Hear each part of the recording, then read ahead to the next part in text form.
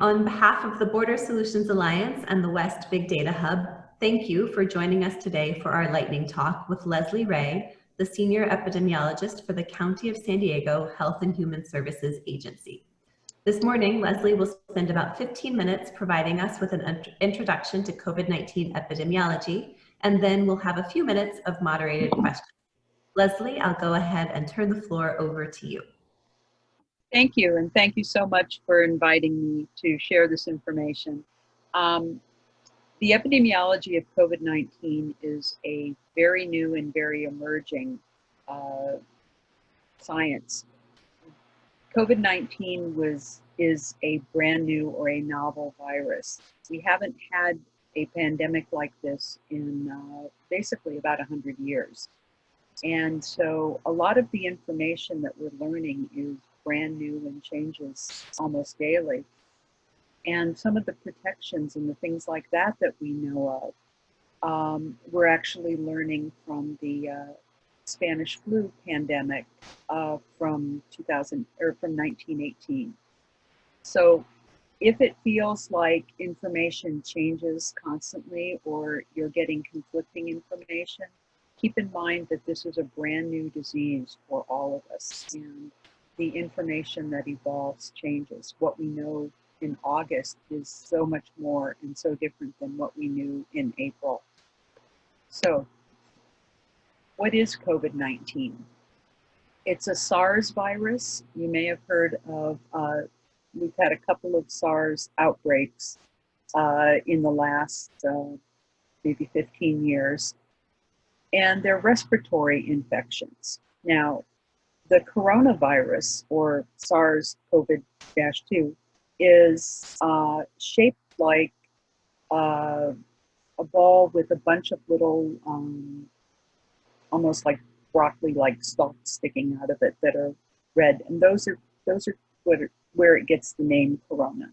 So that's why it's called coronavirus. It's like a crown around the particle. Now, the most common way that this disease presents is as a mild or moderate respiratory illness. So a cough, a dry cough is common.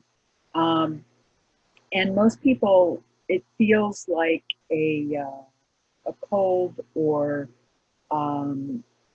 just a bit of a sore throat, but mainly it's that dry cough and a fever. So, however, more serious illness occurs in older adults and persons with underlying medical conditions.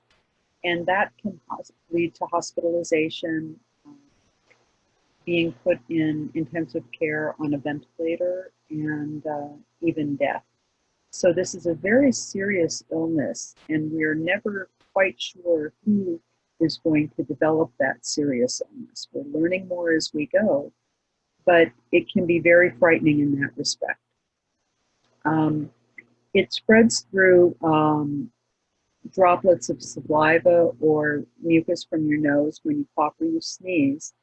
It is also, we are learning now, airborne, which means that it can pass.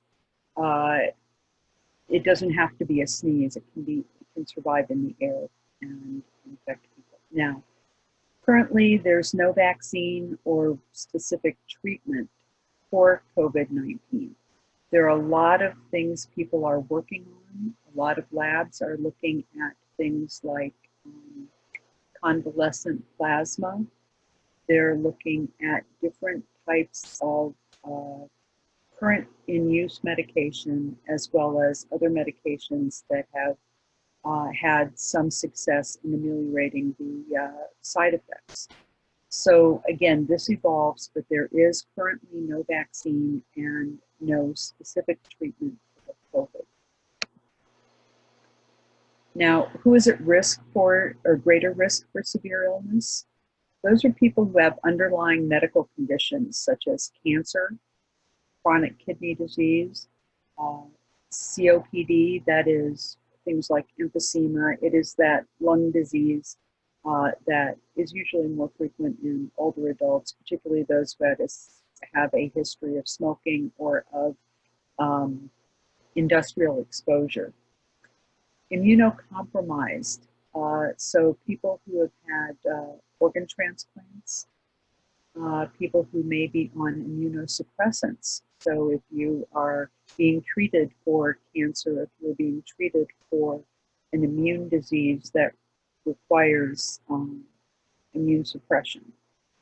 People who are obese, overweight or obese tend to be more likely, if they contract COVID, to develop the more severe illness.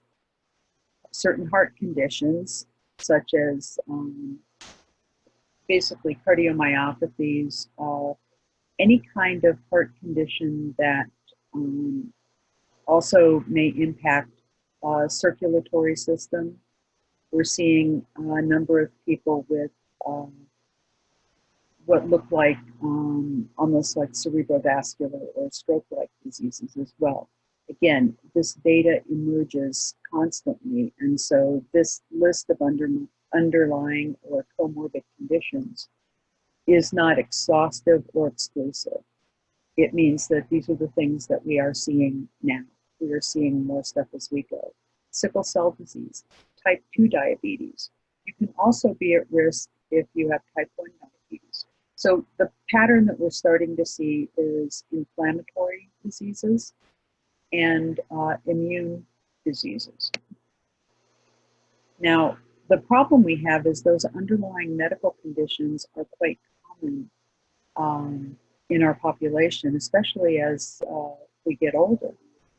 Most people, as they hit their senior years, have got one or more kind of chronic conditions, arthritis being common, things like that. So when we look at the population, one of the things that we look at is age disparity. This is why you may hear that older adults are dying more frequently. Older adults are more likely to have underlying medical conditions, and thus they are more likely to be experiencing a more severe disease if they contract the disease. As you can see on the chart, high blood pressure is one of the big things that we're concerned about, because high blood pressure is so prevalent in our population in San Diego County. Almost 60% of seniors have high blood pressure, and 1/4 of our working age adults, 18 to 64, have high blood pressure. The problem with high blood pressure is it tends to be asymptomatic, and so a lot of people don't know they have it, and untreated can lead to stroke and other cerebrovascular events. One of the things that we look at is health equity, and look for differences in different populations in terms of the disease. You may have heard, anyone working in the border area will know that our COVID cases are significantly higher and tend to be more severe in the south region of San Diego County. And when we look at the south region by race ethnicity, we see that Hispanics have a higher percentage or a higher proportion of disease. They also have a higher rate. You know, what a rate means is if you have the same number of people in a population, and we do that statistically, we adjust for that, what would the risk be, or what would the likelihood be that you have the disease? And if you look at the table below, you'll see Hispanics across all of our regions in San Diego County have significantly higher rates. They have rates that are double, in some cases, that of the rest of the population. We also look at this by age group. And when we look at the number of cases by age group, you see that it's actually younger people who are contracting COVID, even though it is our older adults who are dying of COVID or hospitalized at a greater rate.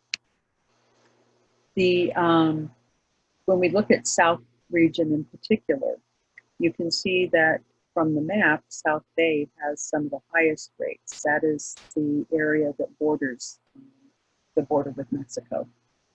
And you can also see, if you look in the chart below, race ethnicity is significantly higher by race ethnicity, it's significantly higher among Hispanics in each of our sub-regional areas within the South region. And the highest rates again being in South Bay, followed by National City and Chula Vista.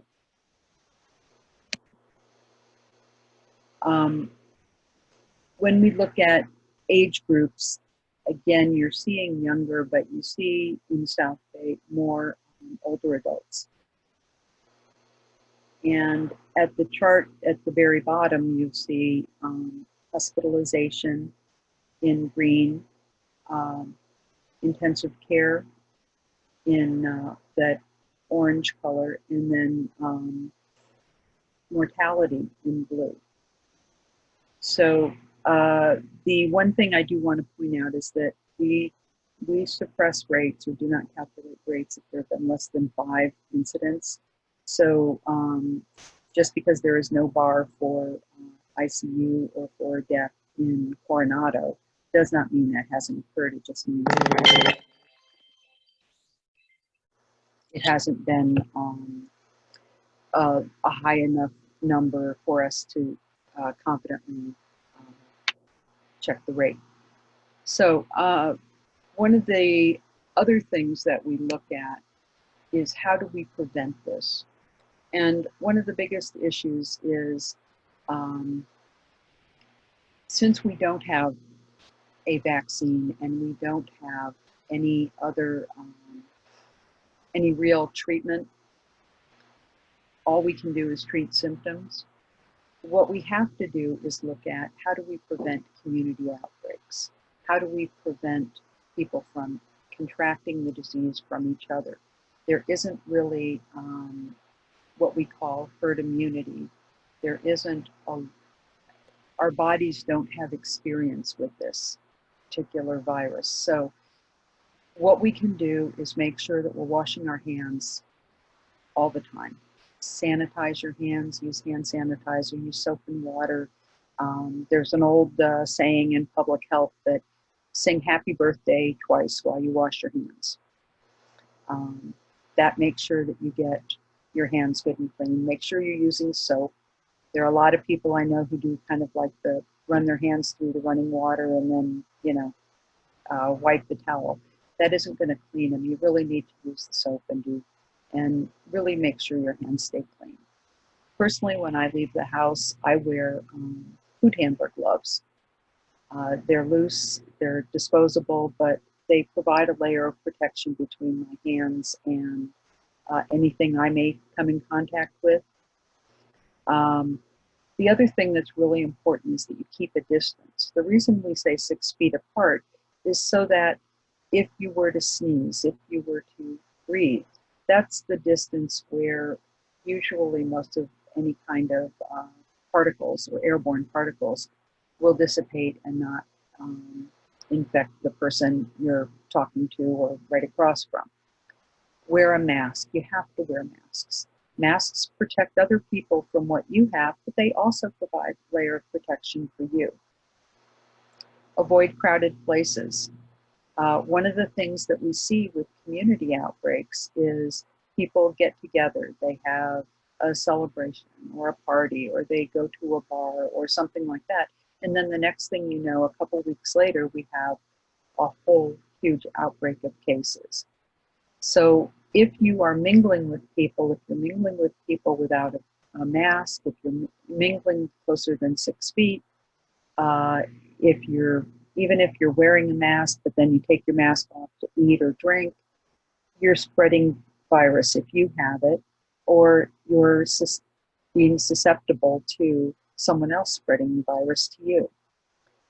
The other thing we really need people to do is if you're sick, stay home. Don't risk spreading it to someone else. And most of all, no dinner parties or house parties. We're seeing more and more outbreaks occur in these gatherings, and we understand that people want to get together. This has been, we're going in 6 months now that we've been dealing with this. So we recognize that the isolation can be an issue, but, you know, figure out other ways, like through media, through the phone, of connecting with your friends and your family. But please try and limit those in-person visits and contacts. There's new advice from the Centers for Disease Control on masks, and that is wear your mask in public settings when you're around people who don't live in your household. Wear your mask when you can't stay 6 feet apart from others. When you get a mask that has 2 or more layers of cloth. Wear the mask over your nose and your mouth and secure it under your chin, okay? What that means is so many people will, the mask will slip down over their nose, or they'll use it to protect their chin and not cover their mouth and their nose. The problem is the secretions from your nose and from your mouth are what we're trying to stop by wearing the mask. And what you're trying to protect in terms of airborne secretions coming in contact with your mucous membranes. Masks should be worn by anyone 2 years and older. And I know it's hard to get kids to wear a mask and to wear it continuously, but it's really important because we've seen children hospitalized. There have been deaths in children and young adults that people tend to think, oh, well, they don't get it. Well, they do.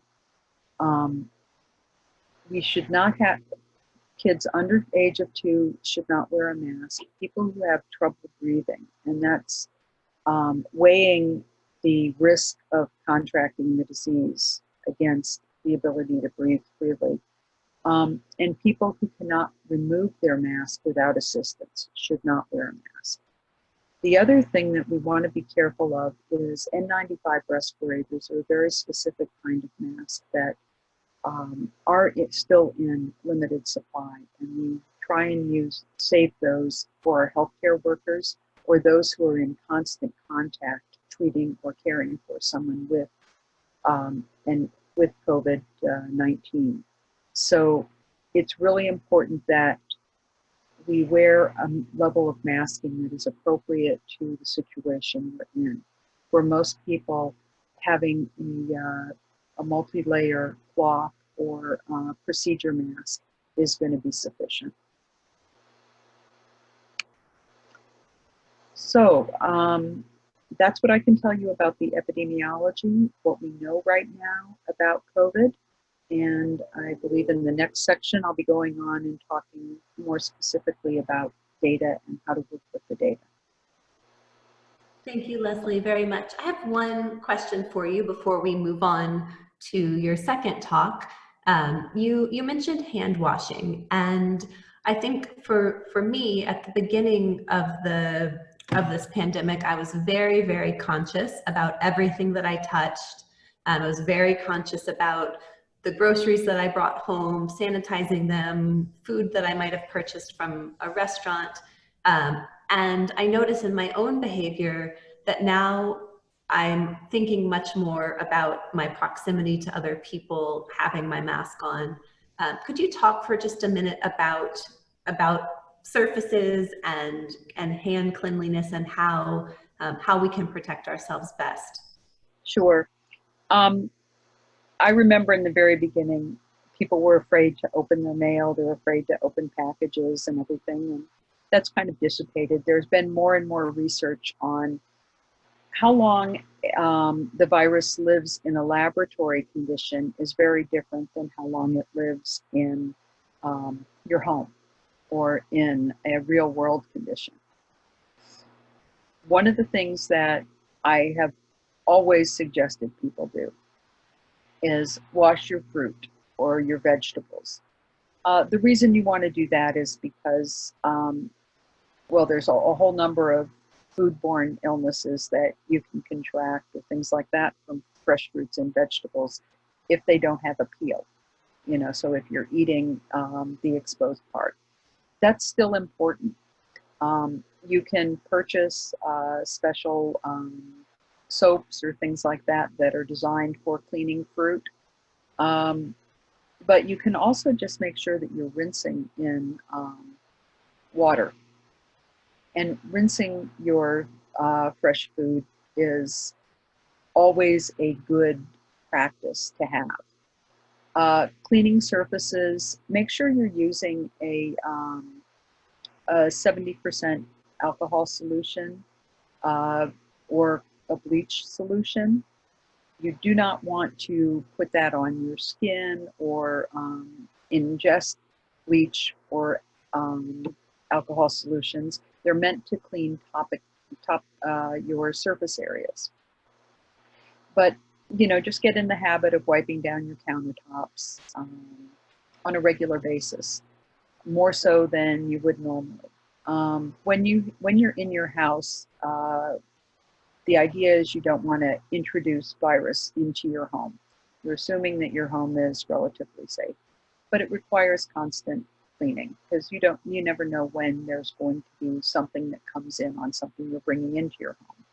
You do not have to leave your packages out or sanitize the packages or things like that. Being exposed to open air will often dissipate the virus. And you can look on CDC website, and a few other websites have information on how long virus lives on surfaces. There's evidence too that UVC light, which is a very specific kind of light that's used a lot in group settings to sanitize dishes or things like that.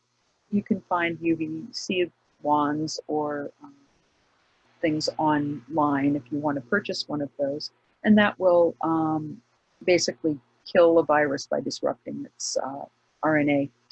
So it kills the virus on the surface. You never want to put that on human skin or animal skin or anything like that because it can be very harmful.